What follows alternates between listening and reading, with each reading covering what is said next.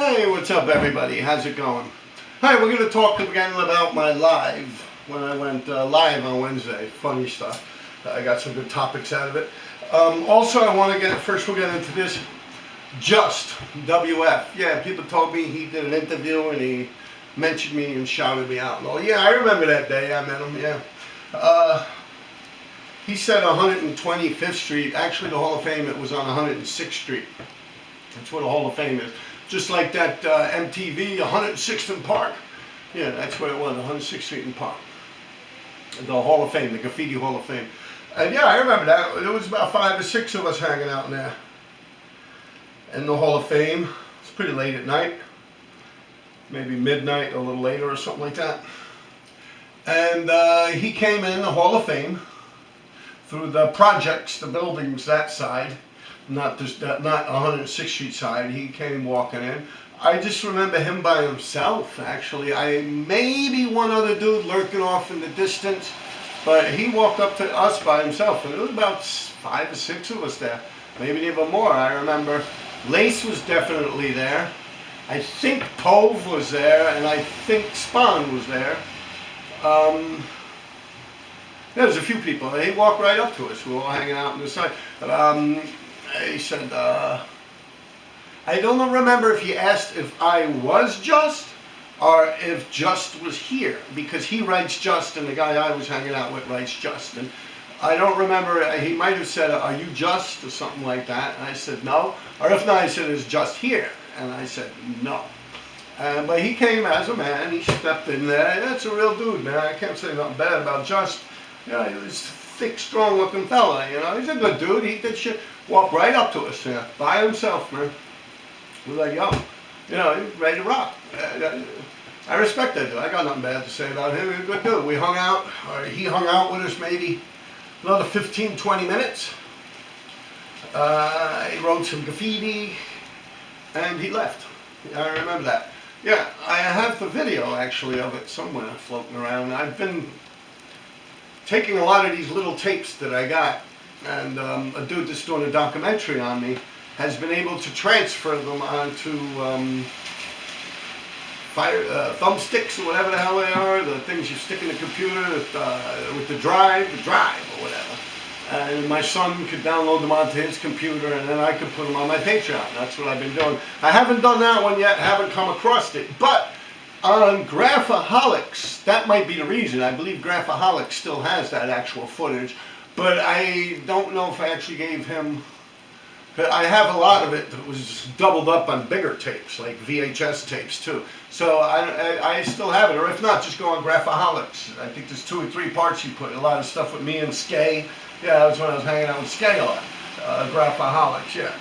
You could go on there and you could see, in one of them videos, I believe it's speeded up and music's playing and stuff, but yeah, you could see him, he's in there. And we stole that recorder thing from someone else that was in the Hall of Fame doing graffiti earlier that day, or maybe within that week or something. That's what we did. We would hang out in the Hall of Fame, we'd rob people. A lot of people would come from Europe. They come from all over the world. The Graffiti Hall of Fame on 106th Street and Park Avenue was considered like the graffiti mecca. You know, since they couldn't write on the trains, they would go in there and they would do pieces in the 90s, early 90s, 90s in general.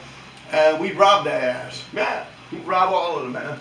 Spawn was big on robbing people. Vulcan would be robbing people. A bunch of people would be getting caught out there. Joey TDS, me, so many people. Chocks, Raul, they were catching people out there. Yeah, that's what we did. If you weren't from New York, you were getting done. Straight up, take all your shit, including your camera. Then we'll video your ass getting robbed. Yeah. Anyway, yeah, that's that. Now, shout out to Just, man. He's a real dude. That's a real dude right there. That's a writer that you could tell he's come from the streets. He's no joke. Yeah, he's about it. Yeah, he gets down. Yeah, definitely. I couldn't say nothing bad about him. He did his thing. Yeah. All right. Now, what were we talking about? All right, Wednesday, going live. Well, let me see what time it is. 42. 20 minutes from that. All right, going live on Wednesday. Yeah, that was a good one. A lot of you guys are asking me about a couple of different Chris's. The main one was Chris Valeni. I saw you guys were talking back and forth. I don't even know if you're actually asking me directly or if you guys were talking amongst yourselves. But yeah, I knew Chris Valeni. I saw something like Oz in there and stuff. But yeah, I knew Chris Valeni. I knew him very well. I hung out with him for a few years. Got high with him a lot. He lived on 74th or 75th Street off of First Avenue. That building right on the corner there. Yeah, like down the block from American Trash, that bar. Yeah, that's where he lived. And on the next block from Iggy's also. Iggy, rest in peace. But yeah, I knew him very well. I was not there when he got shot in the ass. I had nothing to do with that. Yeah, he got shot in the ass. D3 was also there. Sammy was there. Kid 1 was there. They were probably the intended targets. I believe they were probably meant to get them, but they were a little quicker and smaller. Chris Valeni was a big dude, heavy-set guy. Not as involved with the streets as Sammy or Kid 1, Mark. Yeah, so he got shot in the ass. Like I've said in the past videos, I believe I actually even I talked about this, but in my past videos I always say it's ass and elbows. And what I mean by that is, you hear me, I'll be like, yo, motherfucker, ass and elbows, this and that. What that means is, you cock up your ass, you pull your arms in, and you run like a pterodactyl. This way, if someone's shooting at you, that's what you do. And you run serpentine, you don't run straight. The further you get away, the better a chance they're not going to shoot your ass. And I do mean your ass, because you make your ass your target. Ass is a big slab of meat. So, I mean, don't get me wrong, you're pretty close. You'll get some serious hip damage and probably never walk the same again. But you won't die. You get me? And Chris Valeni got shot in the ass. Yeah. Like I said, no, that wasn't, I had nothing to do with that. Wasn't even there. And then we were talking about me stabbing people in the ass. I'm not no like serial ass stabber, I guess would be the term. Like, I don't run around stabbing people in the ass. I'll tell you how that came about. And someone didn't even mention, yeah, Alpo shot someone in the ass and this and that. That was a fucking movie, man. That's like artistic license. That's just something you throw in there so the people are like, oh, wow, you know? Yeah, that's movies. That's TV land. That's not reality, bro. Anyway, getting back to me. Me and my brother, yeah, we were known for doing that. And I'll tell you the reason why. When you stab someone in the ass, it's not attempted murder or anything. You get someone in the shoulder in court, that shit could turn around and you try to go for their throat. You get me? Or you get. But if you clearly stab someone in the ass, and they're not going to die, they're not going to be able to sit down for a while. Don't get me wrong, but they're not going to die. So it's a safe thing. If you want to get someone off you real quick, you don't want to get in any serious trouble, and you want to be able to run away. Yeah, that's the best shot right there. Boom! They'll curl up like they're in their mother's womb, bro. And yeah, it works every time. And it worked 3 times for me. Let's get that straight first off. I'm 3 people. My brother was one of them. The other ones were explained throughout my videos, I believe. Now, how that came about is I went to a movie once. My cousin Catherine, my brother who was 3 years older than me, and me, myself. We went to see a movie called Midnight Express. It's the true story of Billy Hayes, a dude from Long Island. So when we watched that movie, in the live feed, someone said it came out in 1978. So yeah, I was 10 years old when that movie came out, and I watched it in the movie theater on 64th Street, 2nd Avenue. Gone now. The movie theater's not even there no more. Hasn't been there for about 20 years.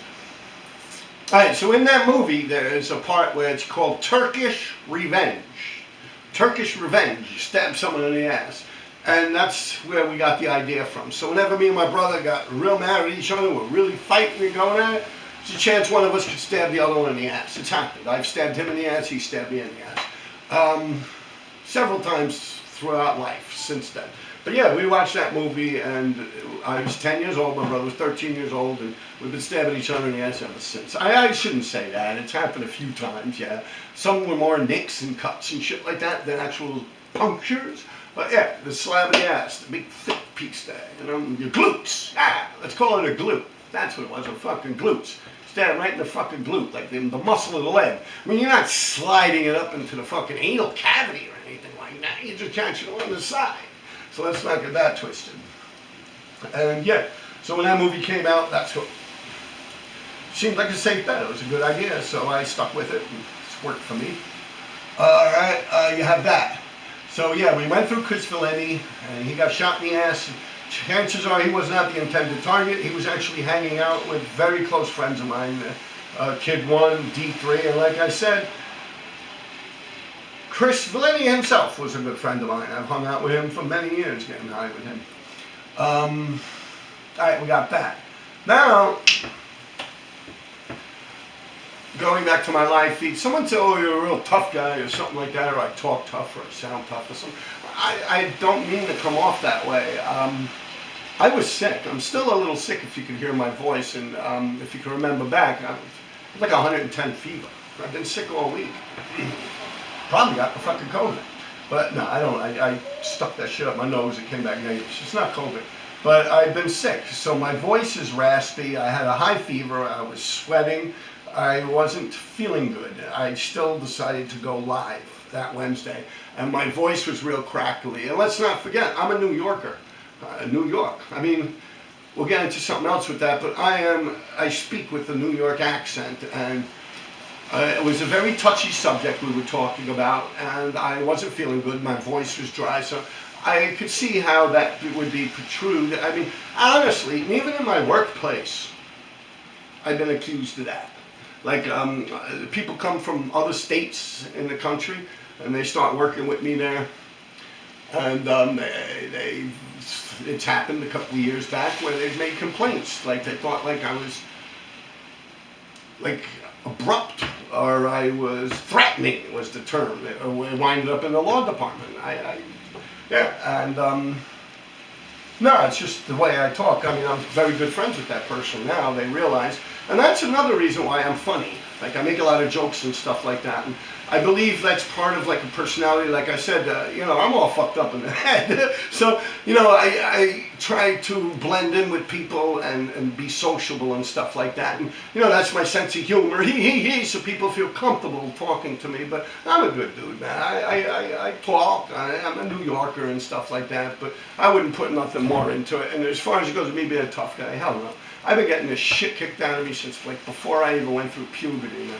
And we're going to get to a couple more Christians where that'll come into effect. People have asked about these people. Also someone, oh, we'll get into that later. But, all right, let's talk about Chris Pisani from Roosevelt Island. Him and Dave Filio, who's also lived on Roosevelt Island.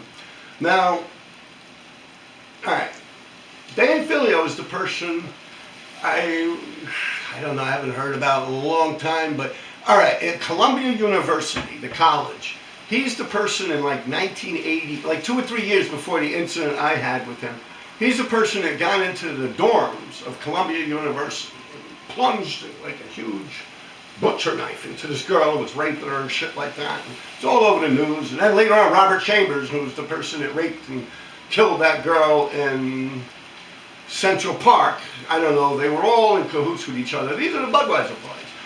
You people ask me a lot of stuff about it, and like I said, I kind of stayed away from them people. I didn't see how these people were making money. I mean, I knew Robert Chambers would do apartments and shit like that. He had some credit card schemes and stuff like that going. A lot of jewelry and shit like that passed through Robert Chambers' hands. But like 90% of the shit they were doing was just like weird, evil, like just hurt people like for no money or nothing. Like I was talking about with the Game Room Massacre or whatever they were calling it in the newspaper. And just, yeah, all that up to 83rd, 84th, 85th, like Mimi's Pizza, Lexington Avenue. Shaker talked about them in one of those interviews Shaker did. Yeah, he mentions them. Shaker used to hang out with them a lot. My brother was up around there, and you had Dave Filio and Chris Pisani. Anyway, let's get to this. So, I remember I was like 13 years old, if even 13 years old. I was on like 85th Street, Madison Avenue, coming down. I just got off the crosstown bus from the west side, about 3 o'clock in the afternoon. And I'm walking down Madison 85th. I said, let me go to Mary Arnold's. I was going to try and steal some little tester spray paint cans. So I got off the bus early instead of taking it all the way over to 2nd Avenue and then going down to my apartment on 62nd Street at that time when I was a child, literally a child. This is what happened. You got to realize Dave Filio, Chris Pizzani, they're a few years ahead of me. They were actually about 4 years older than me, maybe. Yeah, I forget how old they were during the arrest with the newspapers, and Robert Chambers with his arrest later on, because they all kind of concede with each other. Robert Chambers is a good dude. I got no problems with that dude. I mean, I don't know if I should call him a good dude like the way the world is today, but as far as I know him. But anyway, Dave Filio. Yeah, a lot older than me. Chris Pizzani looked a lot older, but when I was in Wagner, Chris Pizzani was still in Wagner. Yeah, so was Dave Filio, but Dave Filio got out. Maybe Chris Pizzani got left back or something, but he would have like a full beard and everything in like junior high school, Chris Pizzani. Yeah. So he looked a lot older than he really was. He was big, he had hairy knuckles and shit. Yeah, he looked like John Travolta in the Sweat Hounds. Yeah, that's how he'd have his hair, but he'd have hairy features here, thick. Yeah, and Dave Filio, same thing. Dave Filio was biracial, big, strong-looking dude, man. Yeah. And I'm on 85th Street going down. No, I'm on 85th Street going east off of Madison Avenue. And across the street from me is Dave Filio and Chris Pizzani. Now they're walking by, they're like throwing around like garbage can lids, making noise, like wrestling, horsing around. They're playing, you know, just goofing around with each other. I don't know, horseplay would be the term. They're making a loud noise, they're throwing garbage cans and little pieces of paper at each other or whatever. So now I'm on the other side of the street and I just look over at them because I hear all this noise. And I look over at them. What the fuck are you looking at? I swear, they ran across the street, didn't even run. Came across the street, they beat me an inch of my fucking life. I swear, they beat me an inch of my fucking life.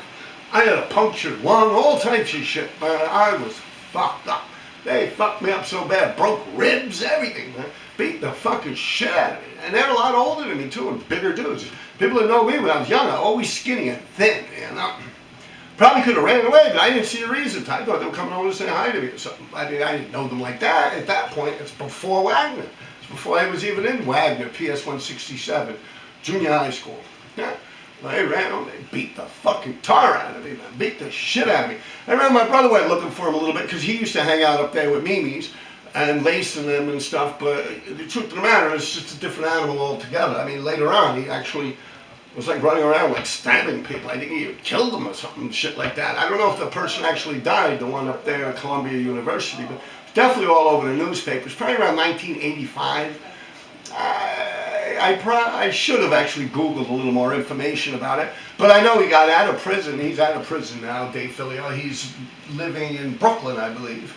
But yeah, he was from Roosevelt Island. He used to hang out with Baron 357's older brother, Larry Sheehan. He used to write Heart. Yeah, Heart from the 6th train, Larry Sheehan, with Baron's older brother. Baron was Timmy Sheehan. And yeah, a few people from my neighborhood are on my YouTube, and maybe you guys should chime in and explain a little more about it. But yeah, they weren't too friendly of people. I was very young. I got the shit kicked out of me there.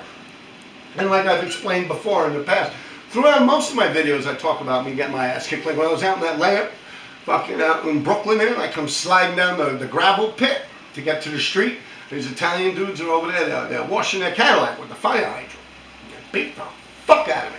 I come sliding down, I think everything's cool, those dudes don't give a fuck. But they gave a fuck. Hey, what the fuck you doing around here? Right? Like they knew what we were doing, like what I was up to or something. Like I actually remember hearing the word graffiti coming out their mouths. And they didn't see me, I was doing insides. And so I would get my ass kicked. Let me tell you something, man. If anything, I'm good at getting my ass kicked, man. I've learned. Yeah, a long fucking time ago, man. Believe me, that's not true about me thinking I'm some kind of tough guy or something like that. I have not lost many graffiti fights. I had a graffiti fight, I had about 24 fights. I think I lost like 3 or 4 of them. I have to look. I have it written down. I used to keep a diary and that stuff. But, yeah, about 4 or 5 fights I think I lost in graffiti. And I had 24 fights. I think I won 19 or 20 of them or something like that. Yeah. I lost fights before I even knew I was in a fight. Yeah, I've had people come up, bash me in the head. I'm on the floor and they just go, doof, doof, doof. They mount me. Yeah, fucking mount me. Put my arms under their fucking knees and they just go to fucking town and beat me and into my fucking life. Yeah, I've been got my ass kicked so many fucking times this world. I mean, to the point where no reason to brag about wins. Because, you know, sometimes you win, sometimes you lose, man. It really is that simple, man. Yeah, it's crazy shit, but it's the truth. And I really do just come on here and explain things as they were, as they happened, and to the best of my knowledge. So, violent times, man. Shit was crazy back then, man. Shit was fucking crazy. I ain't gonna lie. You see, that's what it is. You guys have been used to listening to people talk and reading and looking at books and stuff. I guess other than Cap MPC, he's one dude that, you know, everyone, oh wow, you know, yeah, this, that. And, like, that's the only thing you guys really think of when we talk about war. Just like when I talk about Brooklyn and graffiti, everyone's like, oh, revs, revs, revs, revs, Dondi. Revs, revs, revs, Dondi. I'm like, God, I honestly never even seen revs up on the fucking subway. But yeah, you get my point. It's almost like all the shit they were promoting, that's like glam music or like top 100. And the shit we were doing was like gangster rap. Yeah. I don't listen to rap music. I'm just trying to, like, you could do the same thing with rock and roll. They were listening to like soft rock and we were like heavy metal. You get me? So yeah, I'm just trying to toss it up there to give you guys an understanding of it. There's a lot of different like angles to this graffiti game. And that's all I'm trying to say here. I'm not trying to be tough or anything. If anything, I'm very fair. I'm very fair. A lot of these people I don't even get along with, but I'll give them props when I think they did something that was worthy and something worth talking about or mentioning. I give them props. I give Smith and Shane props all the fucking time. I actually never had problems with them. I bump into those guys all the time. People think I got problems with them just because I mentioned it under 59th Street from the East River to Queens Plaza, that they had that whole thing. I'm like, it never happened. All of a sudden I'm hating on them or something like that. It's not that way at all. Matter of fact, someone went down there that works for the MTA and they had to do some electrical work and they gave me video footage. And what do you think they had on that video footage?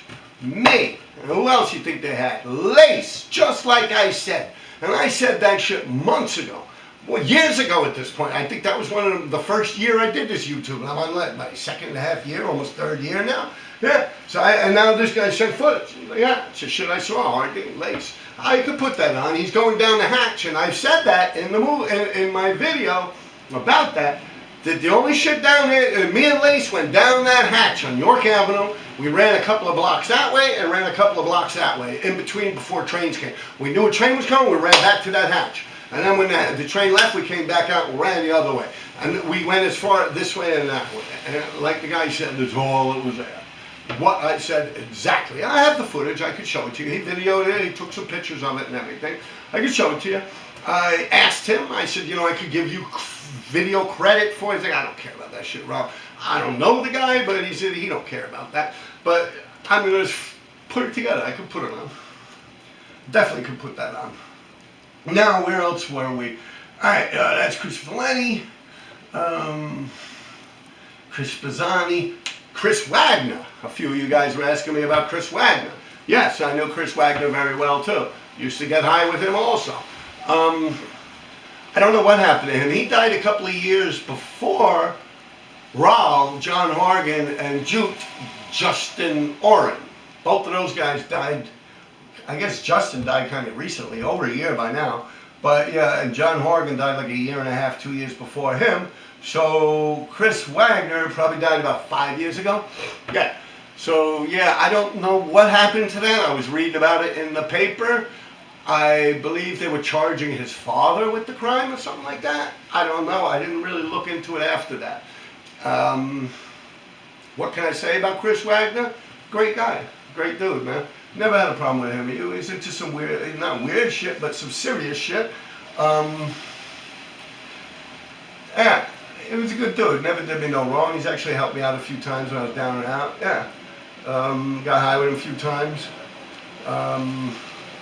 Nice guy, rounded, very round, big guy.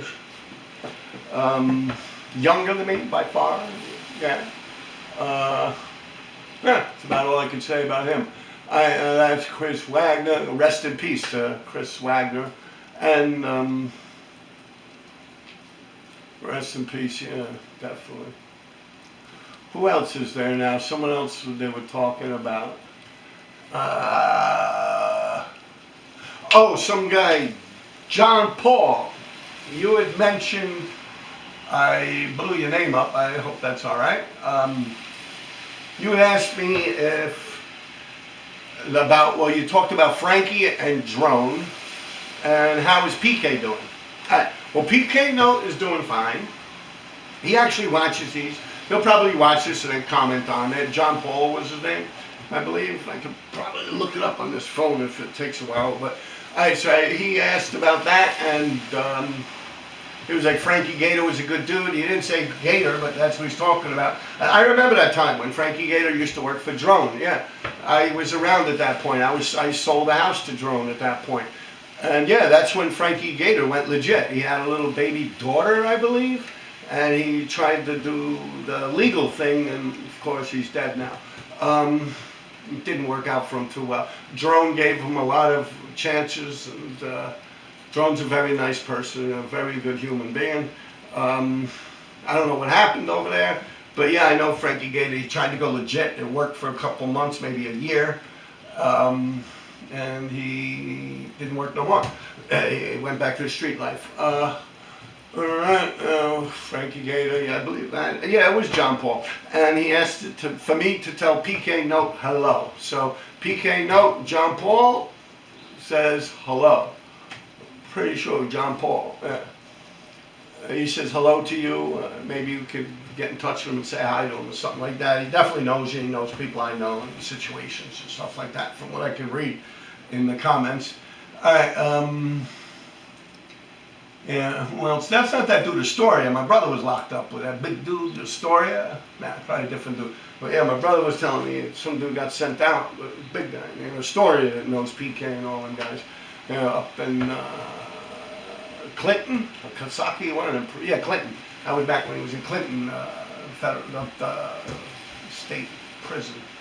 All right, what else was there? Okay, now I've been fucking around with these textile paints. Hold on a second.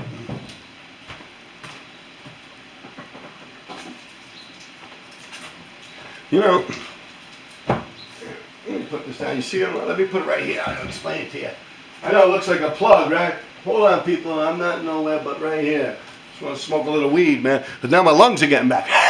Hey? Yeah, you know, I had my lungs punctured twice in my life. Sergio, I talk about him too. He got shot in the head on 79th Street robbing a drugstore. But when I was a child, in 68th Street Park, St. Catherine's Park, Sergio would rob the drug dealers there, these black dudes, Melvin and McDonald and them. We knew everyone. I'd go around, I was so young, I'd walk around the park and I'd pick up the roaches of the weed and we'd smoke them. Like I'd have a little pipe and I'd smoke the weed. Yeah, and I used to do that, man. I way back. Oh, Joey Mavroidis, I used to do that with. Eddie Bannock, Omar. Yeah, that's when, shit, that's elementary school. That's when like 8, 9 years old, 10 years old or something. But anyway, there was some kind of an argument in the basketball field. And I noticed McDonald grabbed the bat from, I think it might have been Marty. Well, whoever, I knew everyone in the park, maybe his older brother or something like that. And he was coming at Sergio, like, yeah, he was going to hit him. I was like, I hopped in front of him. I was like, wow, I was young. I was like, no, stop, no. And he guys looked at me and wow, wow. Hey guys, I get to watch that. I know I'm forgetting something, man. I'm going to be, fuck. My Patreon's coming along good. I've been dropping a lot of footage, and that's another thing I could tell you. A lot of it, like I'm talking tough, something about that. And like I said, I've been got my ass kicked my whole fucking life, man. I just learned how to take an ass kicking. And as far as going to be talking tough and stuff, like I said, my voice was hoarse. I talk with a New York City accent. If you go on my Patreon, I drop videos that were 20, 30 years ago, almost, some of these videos, 25, 26 years ago. And you can hear I'm talking the same way. I'm the same body weight. I just have more hair on my head and less wrinkles. True, and no gray hair.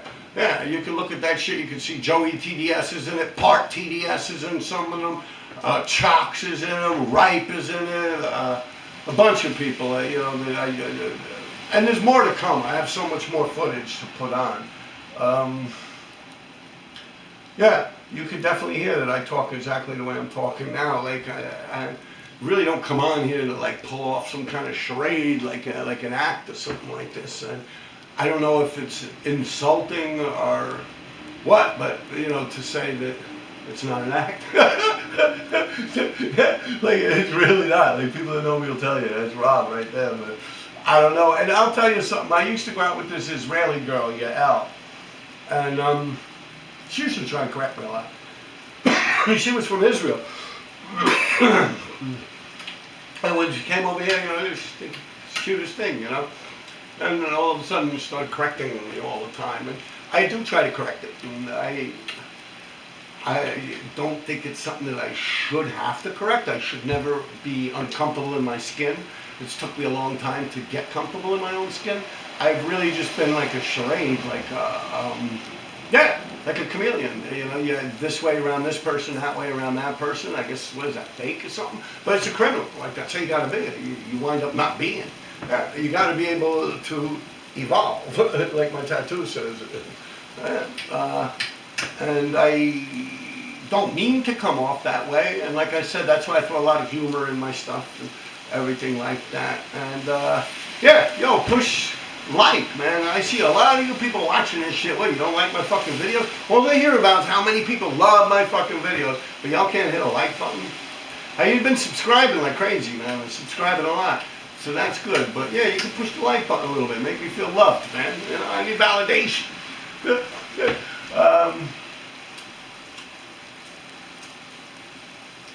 Also, check out my Patreon, a lot going on there. I dropped a pretty cool thing, like my opinions on Tracy 168. I see people are bad, like they're mad dogging them right now. They're bad talking them. They're fucking with them. And I've seen this happen with Stay High 149. I don't want to get into the whole big thing again. I believe my first episode on YouTube was about that. And now I just see it happening to Tracy. And God mark my words, man, when that man dies, you're going to see them same people saying, oh, poor Tracy, this, that, man, oh, man. But yet they're the ones that are like fucked up, man. They're doing some real scumbag shit to him, man. And if he did anything wrong, like down the areas of something shady, man, he's a fucking graffiti writer, man. That's what we're supposed to do. Like I was talking about robbing people in the fucking the Hall of Fame there, the Graffiti Hall of Fame. Yeah, rob them just to rob them. We didn't even need that shit. Take their cameras, all that footage that I'm talking about that I've been dropping on Patreon. It's all come from cameras and video shit that I've stolen from dudes that come from like Europe or anywhere in the world to write graffiti in the Mecca, the Graffiti Hall of Fame. Yeah, they used to line up to get robbed, yo. For real, they'd line up to come in that place. Hey, come on in. Got you now, bitch. Yeah, I remember shit like that. No, it's cool, man. We get real close to them, talking what they want to hear. Like, wow, that looks nice, man. Yeah, wait, how long you ready? I got you, motherfucker. Because otherwise they got rabbit in them, you know? They get rabbity, like they ready to run. They see you. So you got to build their confidence and make them feel, you know? God, you guys give me goosebumps, yo. For real. That was graph, man. What I wanted to talk about. Someone asked me what do I think about California graffiti and graffiti around the world and stuff like that. And I really don't think about it at all. To me, it's like asking me, like, what do I care about the weather in Ohio or something like that? Like, what's the weather report for Ohio or something? It would be something similar to that. Now, that's not me hating on it. It's just graffiti wasn't there when I was doing my thing. And I have no reason to care about it, kind of. It's not graffiti in my sense. It's like I explained, it's like the weather in Ohio. I don't care about that shit. I'm over here in New York. My personal way of looking at it.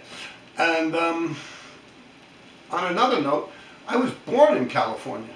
I was born in California on an army base in 1968. Yeah, I'm an army brat. It's not that I'm hating on California or anything. It's just I grew up and lived here. And the players, like I said, from juvenile systems and from the trains and people from hanging out and robbing and stealing and selling stolen items and all types of stuff like that, that's it. You get me? To hug it, and that's the love. That, you know, as far as it goes with looking at graffiti, I'm really not impressed much anymore. I could see a nice piece or something like that, and it's just not that much to me because I know it's legal and this and that, and the people are probably even paid to do it. So I could admire a technique that's used. I could admire a style or something like that. Yeah, but that would be as far as it would go. Now, Crook TBK was on my live also, and he had mentioned something that BT said, bad taxi, rest in peace, TBK. Now, Crook put this in, and it had me thinking ever since Wednesday. The way he worded it was, he said, BT said this, is there's a lot of people out there that write graffiti. There's only a few graffiti writers. That's the best way I could have put it, man. Kudos, man. I'll tell you, Crook TBK knows his stuff, man. He's like one of the dudes like I was talking about. Like I admire dudes like that. Back in the days, it was dog in the insides, man. Dudes from Brooklyn, that were dog in the insides, bro. Going off on that shit, man. Good fucking times, man. That's a dude that gets it. You know, there's a few people out there, and there's less and less as time goes by, man. That's why I find it important to come on here and do this. Alright, there was something else. I know I'm gonna turn the fucking thing off again and then be like, oh shit, I forgot something. I'll put it on my next one. Take care of yourselves, people. Have a good one, man. No, wait, by the way, I did it now. I'm fucking with you.